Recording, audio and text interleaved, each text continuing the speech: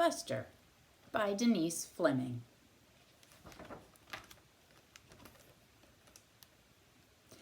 Buster was a happy dog. He had everything that he could ever want. He had dishes with his name painted on them in curvy letters, a large grassy yard with a tall oak tree to nap under, a sand pit for taking dirt baths, an in and out flap on the back door, a basket full of toys, a radio station tuned to his favorite station, and brown shoes, who took Buster to the park whenever Buster asked. Buster was a happy dog until Brown Shoes brought home the big box. The big box. Buster stared at the big box. He hoped there were juicy steaks or fancy French cheeses or spicy sausages in the big box. But there were no steaks, no cheeses, no sausages in the box. There was just a bag of sand, a large flat pan, 2 small dishes, and a cat named Betty. Buster was not happy. He was afraid of cats. Betty jumped down off of the table. She began to purr and twist and turn around Buster's legs. Buster was terrified. He was afraid to move. If I ignore her, thought Buster, maybe she'll go away. Betty did everything to attract Buster's attention. She slept in Buster's dishes with the curvy letters. Buster ignored her. She ran up and down Buster's tree. Buster ignored her. She dug in Buster's sandpit. Buster ignored her. She ran in and out and in and out and in and out the flap. Buster ignored her. She hid Buster's toys. Buster ignored her. Then she changed the station on Buster's radio. That was too much for Buster. A fine park. Buster slipped under the fence. He ran down the block, over 5 streets, around 2 corners, until he came to a park.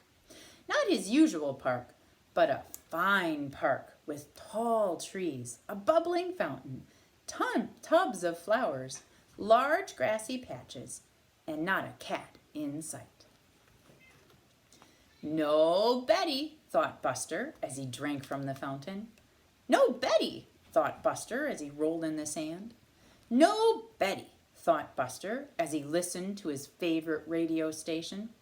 No Betty, thought Buster as he fell asleep in the shade of a tall tree. Lost. Buster woke up. He was hungry.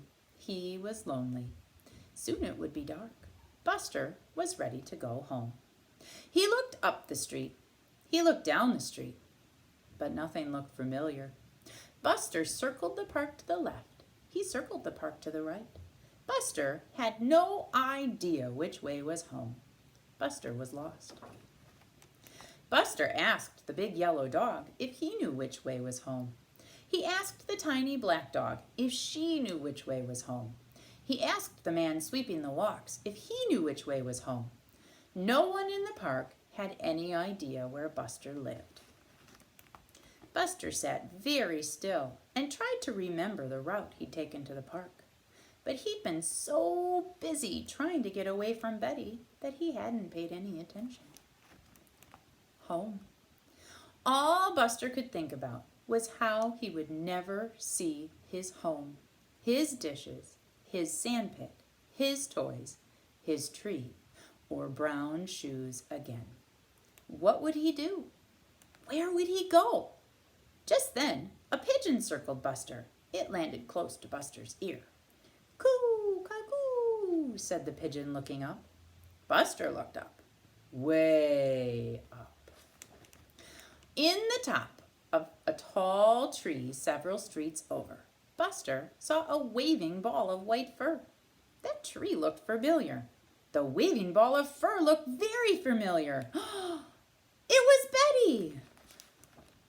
Buster ran out of the park, around 2 corners, over 5 streets, turned left, and ran up the block, all the time keeping his eye on Betty. Buster slipped under the fence. Betty ran down the tree and over to Buster. Betty began to purr and twist around Buster's legs. Buster was a happy dog. He had everything he could ever want, and more.